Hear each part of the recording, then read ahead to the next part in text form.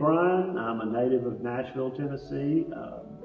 I studied at Blair Academy of Music in high school and did my degrees at UT here in Knoxville. I taught at Knoxville College, and I was on staff at UT for many years in the piano department. And I now play at Cokesbury United Methodist Church. I'm the organist and pianist there.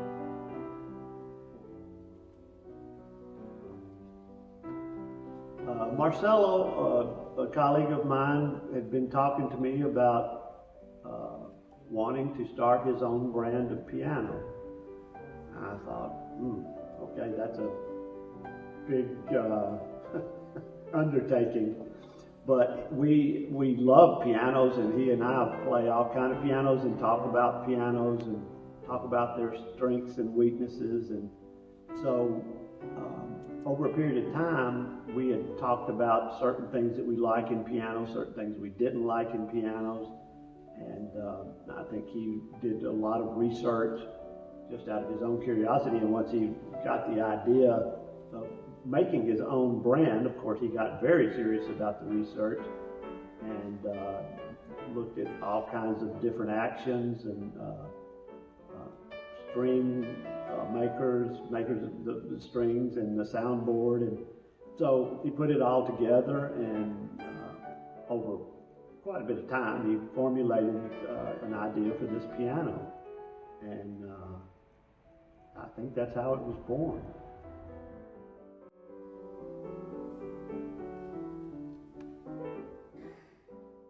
I've been playing in EMMENFELD at Cokesbury, because there's a 9-foot piano there.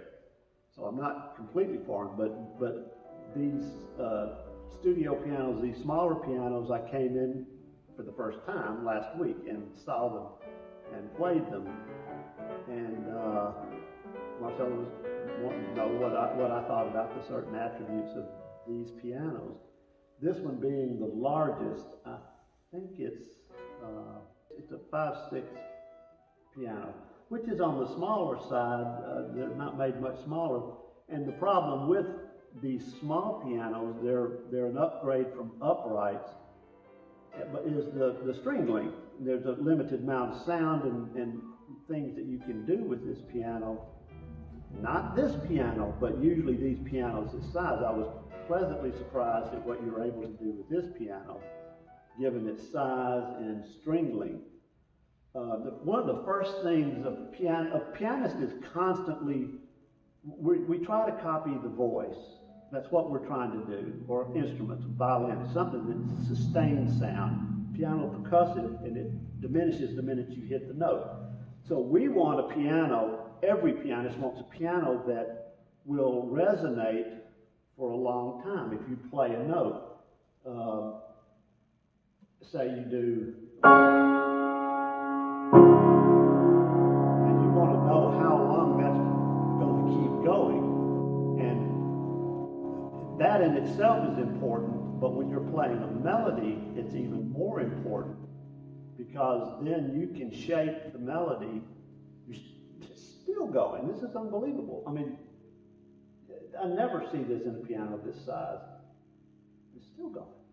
It's still going. So, if you're playing something with a melody and you have it instantly dying, then the next one, what do you do? How do you create this illusion to the audience that this melody is actually, the next note is actually growing to the next note, either way you want to do it, or diminishing to the next note? The more sound you have that keeps going, then you have something to work with.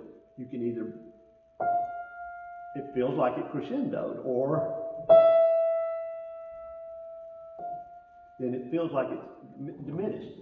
Well, the Chopin knew this all too well, and so you can't do it with a single note. So he voiced and made accompaniment patterns down in the bass that keep that resonating. Well, if you've got a piano that already resonates, then you're in business.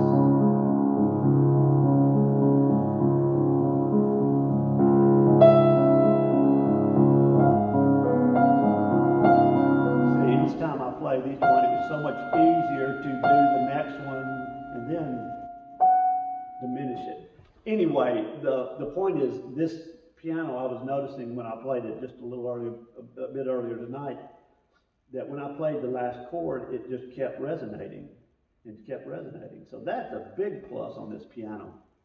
And another thing I like about this piano is, first off, the soft pedal is a color pedal. It shifts the hammers over to 2 strings as opposed to playing 3 strings on 1 pitch, which makes it easier to play soft. But it also, if it's done right, it changes the overall ambience or the color of the piano. And that's hard to tell, especially like on a video that we're doing right now. But you can play a chord and put that soft pedal down, and you get a different color, and the sound is different. And I love that about this piano, because they generally don't do this on a small piano. You need more string length, and you just need more resonance for that to happen. And then sometimes on some pianos, it's just like night and day. It's just ridiculous. It sounds stupid because it's just, all of a sudden, it's like you dropped felt over the strings. And that's an attribute about this piano that I love. And another one that I like so much about this piano, I was so surprised at how much sound it has for this size piano. Marcelo and I were talking about if he's the conductor of the Oak Ridge Philharmonia Orchestra, and in this space he has, he could actually put the orchestra there. And he asked me if I thought this piano could cut through the full orchestra. And I said, there is not even any question in my mind that this piano could cut easily, without a lot of effort from the pianist, through the orchestra at fortissimo, loud levels.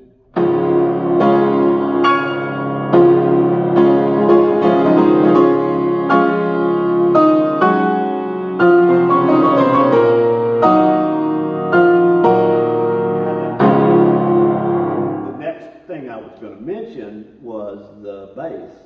The strings are short on these pianos. You go 7 foot, you're going to have a richer bass.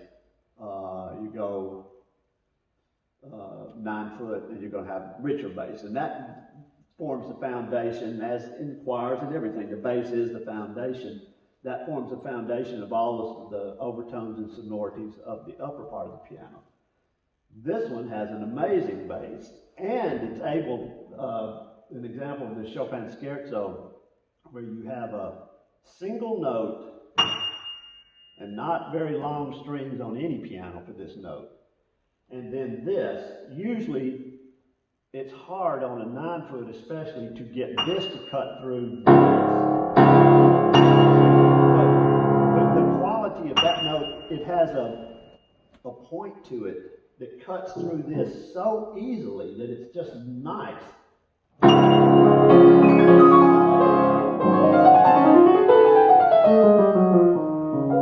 you can put the top pedal down and get a different color.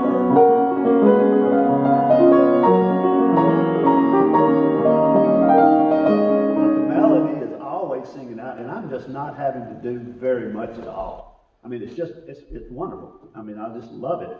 Another example is, I was talking to Marcelo about, is this Chopin Etude, the Aeolian harp, where you have a melody that is up here, and you have a lot of busyness down, a lot of sonorities, a bed of sonorities down below, and it's really hard to get that melody cut through. I just recorded this not long ago and had to do it like 3 times because you couldn't really hear the melody. And here it's effortless.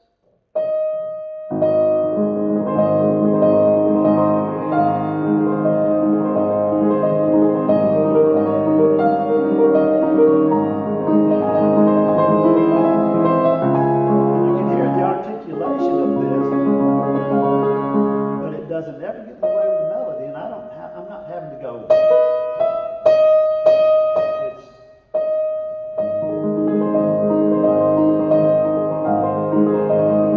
It gives me room to shape it any way I want.